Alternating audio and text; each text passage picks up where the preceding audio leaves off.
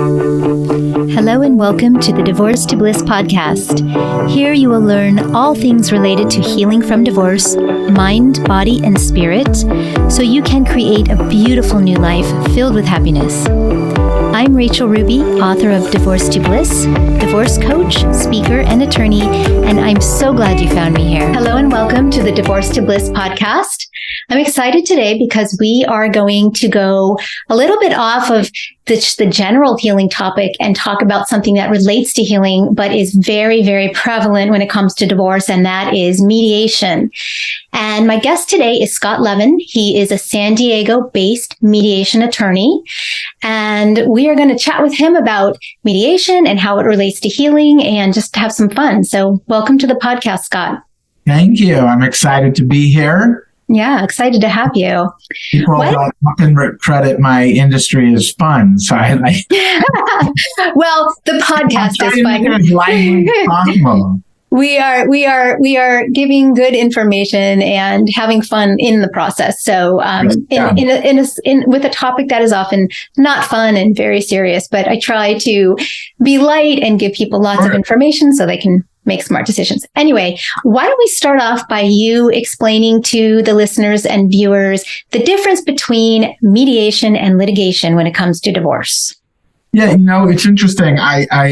So I'm a mediation attorney. So most of my practice is when couples hire me together to help them figure out all the solutions that they need to figure out in order to divorce, and then to execute on all those decisions by, drafting all, their marital settlement agreement and filing all the court documents. So, clients that hire me, they're kind of deburdened from the court side of things. So the hard part is coming to the agreements. In mediation, that's a voluntary process. So, we form a team, and we're on team. Let's save time. Let's reduce the stress of this process. Let's save money. Let's respect the relationship that we had. We entered into the marriage. Let's exit the marriage together. And especially when you have kids, let's show them an example of how we would hope they would act, when they're facing stressful, life changes in the future. So, it's about collaboration and teamwork and doing things, the healthy way. The other side of the coin of mediation is, like I said, you have to make voluntary decisions. There's not a judge ordering you to do anything. So you have to be willing to give and take and consider ideas and options. And part of that is hiring the right mediator, too. Not every mediation attorney is the same. Certainly, if you're hiring a litigator that mediates on the side, you're certainly setting yourself up for a potential problem, because those, there's special training, there's a special mindset that goes into mediation, and I believe that you need to be full-time committed. But the difference is, in litigation, you're giving your life and you're over to this person who's your lawyer, and you're giving your life over to a court that doesn't know you, that doesn't know your kids, that isn't going to take time to learn about you or your kids or your family or your history. And you're just totally losing control. So, you're going to spend about 3 years in the process when you litigate. Over 90% of the cases settle. So you're doing the dance of litigation, but not actually going to trial. There's very, very few family law attorneys that are trial attorneys. They all are pretty positioning yourself against the other person, but then eventually settling. So mediation is just a way of settling at the beginning when you still can achieve the benefits.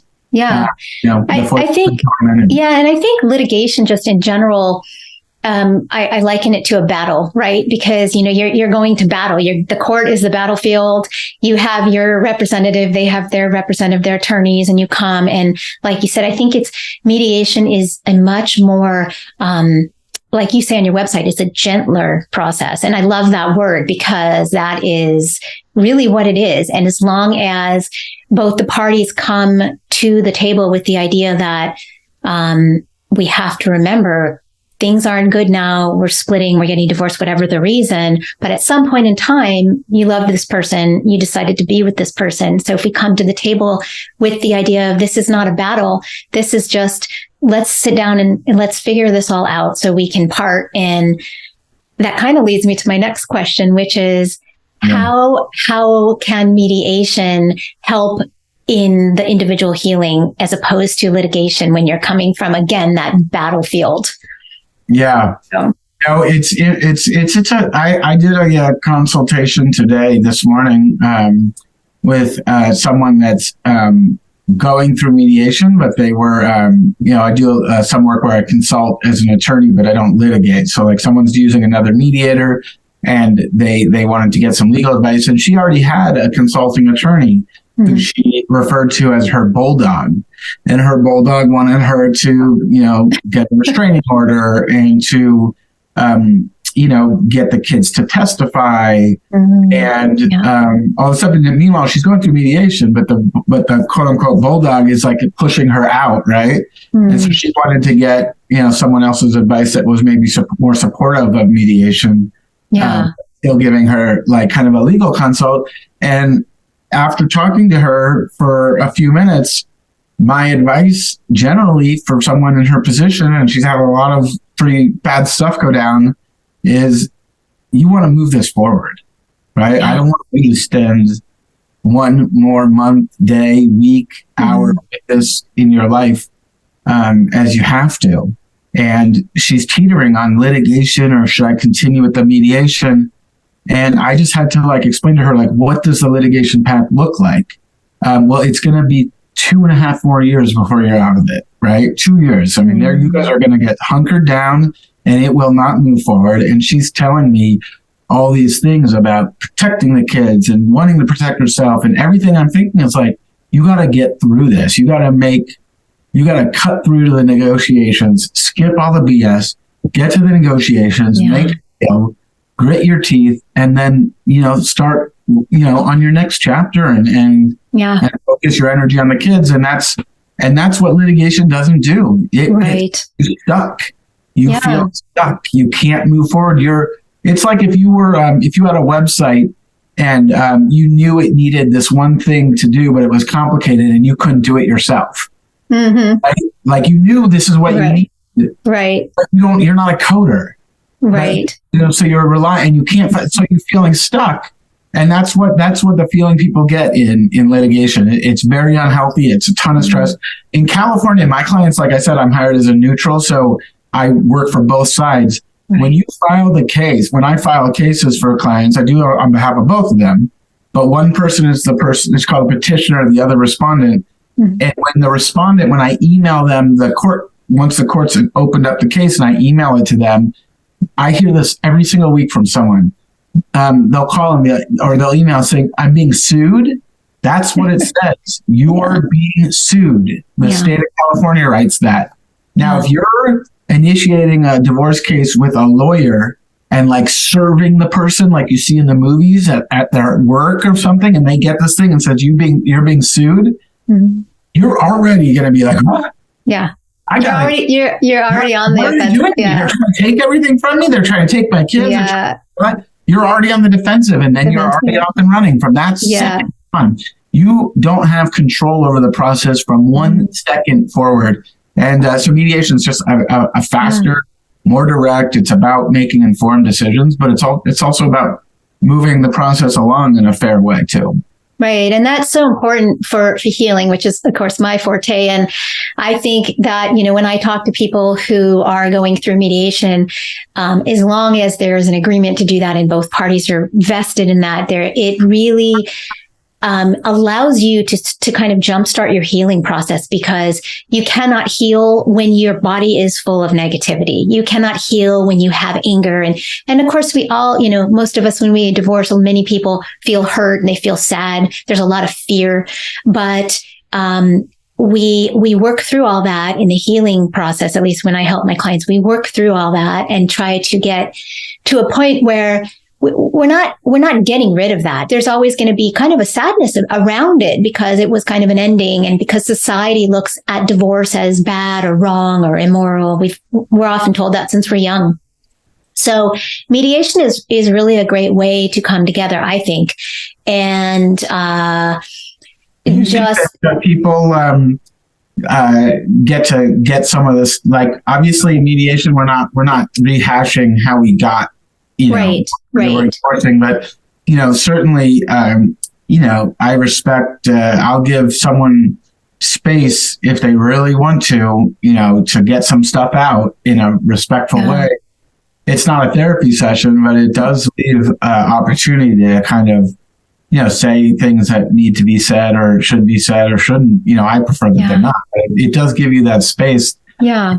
To feel a little bit more closure, I think, than the litigation process allows. Yeah, I would agree with that. But I also think that, it's just such a great idea because most people, when they come out of divorce or even when they're in divorce, there's, like I said, there's so much fear that they don't know where to start healing. They have no idea. They know that they're supposed to love themselves and forgive and, all these 20 things that we have lists of that you work on in order to work on yourself. But that is such an individual process. And most people just don't know how to start. Like they know in their minds, okay, I'm supposed to do all these things so I can have this beautiful new life. But they just, a lot of them are in a victim mentality. They can't move forward. They're stuck. So I agree with you that mediation is definitely a benefit when you're going through a divorce, because again, it's just kind of that mindset, which brings me to my next question. But that mindset of, we're going into battle when we litigate. We're going to battle, and like you said, the bulldog attorney, and the restraining order, right? The restraining order, but all these things. I mean, that was a potential client, telling you that she had a bulldog, right? So all those things kind of lend to this fight mindset. It's like, fight and battle. And that does not help you heal. That does not help you figure out who you are now, because, you had this we, now there's two me's, and where do we go? So I was a certified divorce mediator many years ago. I didn't do much of it, but I did see the benefits then, and I'm sure, it's even more so now. And I love the fact that you're a neutral party and that you are there to help both of the people. And people really need that because, like you said, sometimes you need to get things off your chest, but really that's not the place. That's really the place to just kind of come to an agreement and figure out how you're going to move forward. So I really like that. But I actually started I transitioned my practice before 2012. I was a litigator. And I was in therapy, and I was like, what? I have, I'm doing fine. I'm not, I'm no, Warren Buffett, but, we're doing fine. I have a great family. I have these kids. I have a wife. But I'm so unfulfilled. And it's like, I really feel like your personality or your spirit would be, have you ever thought about just doing mediation and not doing litigation? And that's a really scary thing for lawyers, because that switch means that you're turning away. I mean, I've probably turned away $5 million worth of cases over the years, you're turning away, work. And that's why so many litigation attorneys also mediate, because they love to do mediation, but they can't spigot. And just like they can't turn the spigot off for litigation cases, because there's money in them. They can't turn off their litigation helmet when the mediation case comes. And it's just so important. If I can tell you one thing, because there's so much money on the internet, like putting to pay-per-click ads on Google and Yelp, almost all those firms that you're seeing are litigators that are just advertising for mediation.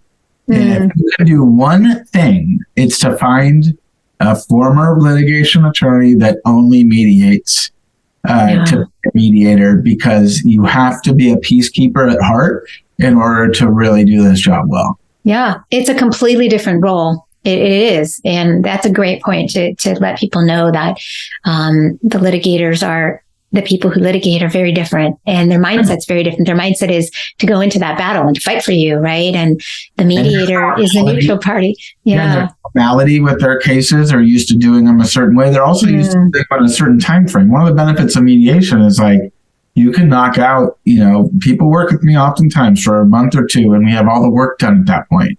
Yeah. Litigation, you're on a litigator's timeline. So when they get those emergency hearings and you're supposed to have your 9:30 meeting, guess what happens? Your 9:30 meeting is off the calendar. You're on the court timeline too. So you might think this is going to go quickly, but the court may not have a date for you to come in for months. So it's really important that you find someone that's just committed to this. And again, that's so hard on our emotions, on our healing process. If we are just kind of sitting in this holding pattern, waiting to get it finished, and the more it drags out, and the more the other side, throws in other things. Oh, well, now he wants this, or now we want to change the custody, or now, it's just more and more and more time. And time is precious, right? So I agree 100%. Mm-hmm. And so I was going to ask you what type of mindset does one need to go into this mediation? We've kind of covered it a little bit, but the mindset that I can kind of say more so like really almost any case can be mediated, but. Mm-hmm. I'll tell you the cases that are harder to mediate are where one person is like citing the law, like as a non-practicing lawyer, but they've sharpened up on the internet about like what things are and what it should be, and the law says this. And really, to be honest with you, the law is clear and totally unclear in family law.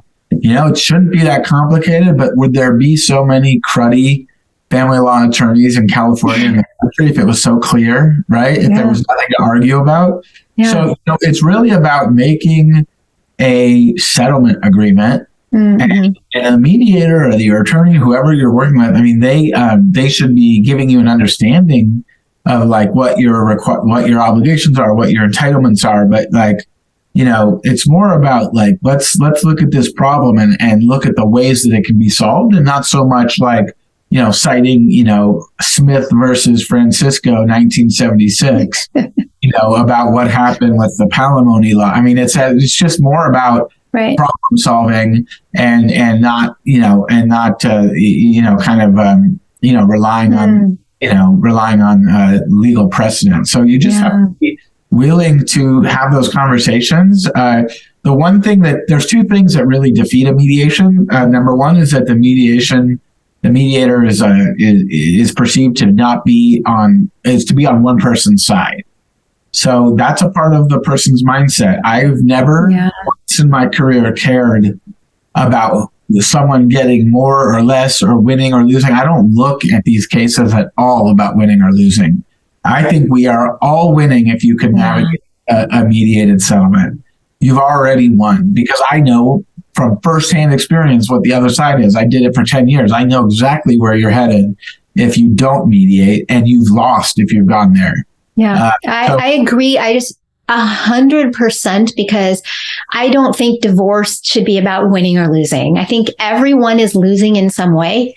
And we're all going through fear, and we're all going through big lifestyle changes when we go through divorce. And that can run the spectrum, all over the spectrum, right? But I think if we look at divorce that way, that is how it becomes very difficult to heal. Like, I won, she lost or he lost. And that's just, and so that's why I love mediation as well. I think it's, again, love that word, so much gentler, and it's workable. It's like problem solving. Like you said, you can work it out. You can discuss what this party wants, what that party wants. How can we make both of them happy, or as happy as possible? Sometimes, you have to give in, and you come to an agreement, and I love that. So yeah. I couldn't agree more. That's why I do what I do. Yeah. Let's talk about the children when divorcing, and how might the children benefit from the parents using mediation? Obviously, some of the answers to that seem a little obvious, but I think that I saw a statistic on your website that said 45% of American kids will witness their parents divorce. That is huge. So what are the benefits with the mediation? Let me just tell like a quick story, because I think it kind of ties into this. So, I helped a couple divorce, right after COVID, and my kids, my oldest switched schools after I had done the divorce mediation with this couple, and he switched into the school where this couple's kids were. So they weren't in the same school when we did it, but my kid joined that school, and so they became friends. The couple are still friends. They do dinners. They're doing great.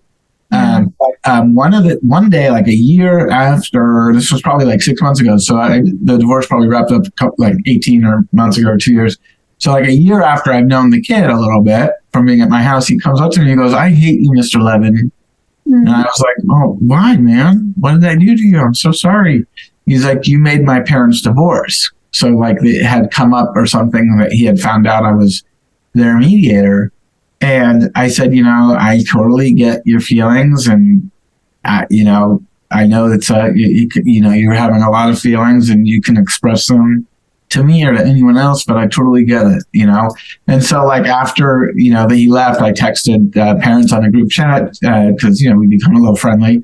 And I was like, "Hey, this happened."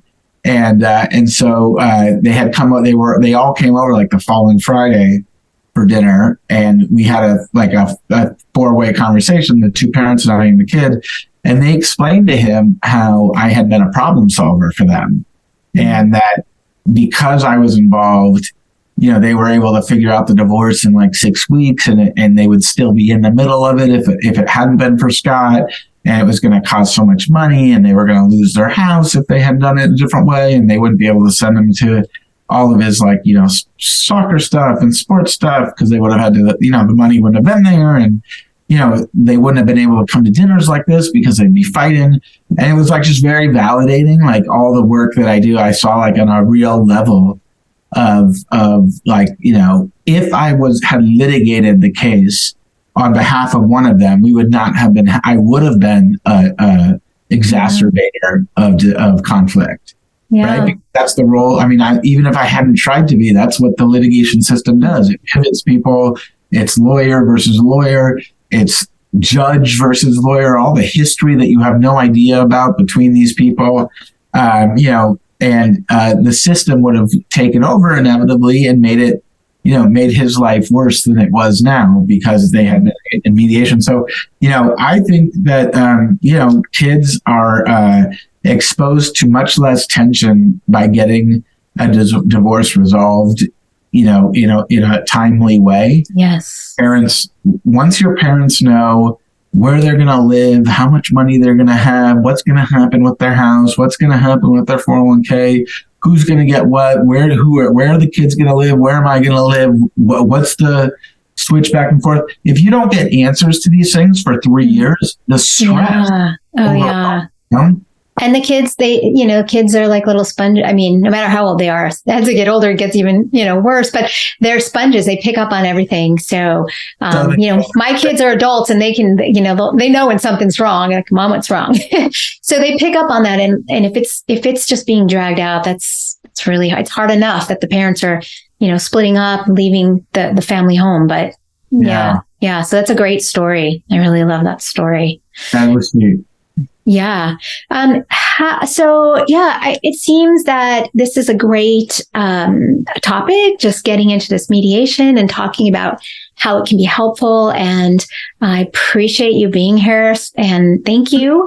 How can our listeners and viewers reach you if they want to get some more information and maybe even talk to you or set up a consultation? Yeah, absolutely. I mean, you can go, my website, sandiegofamilylawyer.net. My nickname is Chief Peacekeeper, so you can look up Chief Peacekeeper on the internet. I'm sure I come up. But sorry, my kids are here That's okay. Okay, great. And is there anywhere else they can go, or basically go to the website and they'll get all the... I'm on all the social media platforms. Okay. Peacekeeper Scott Levin. But I'm so glad thankful for you having me. Yeah, and thankful for you being here. That they just showed up, and now we're wrapped up. But I'm a big admirer of your work, and Thank you. I'm just really excited to be in touch. Yeah, thank you. Thank you so much for joining me today and providing all this great information. All right, I'll see you guys soon. Take care. Bye-bye.